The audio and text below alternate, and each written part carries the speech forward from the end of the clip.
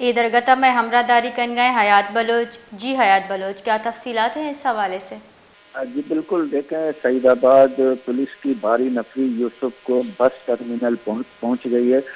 Police team نے کئی سال کے بعد پولیس چوکی انٹر سٹی بس ٹرمینل بحال کر دی ہے. بس ٹرمینل کے داخلی اور خارجی راستوں پر بھی نفری تعینات کر دی گئی ہیں. ماضی میں اسمگلنگ مافیا نے یوسف گوڈ بس ٹرمینل کو نو گو ایریا بنا دیا تھا. یہ کہنا ہے ایس ایس پی اسلم عارف راؤ کا. کراچی میں پولیس کے لیے کوئی جگہ نو گو ایریا نہیں ہے.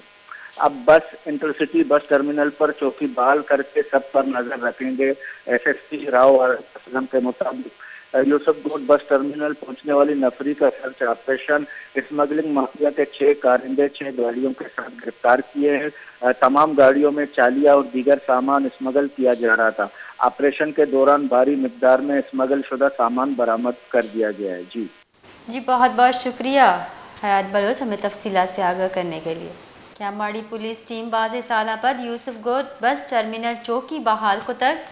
ایس ایس پی کیاماڑی اسلم عارف گوشگی کی گوسا شپکی کنو کی مافیا یوسف گوڈ بس ٹرمینل نو گو ایریا جوڑ کو تک. کراچی یا پولیس واسطہ نو ہچ جا نو گو ایریا نہیں.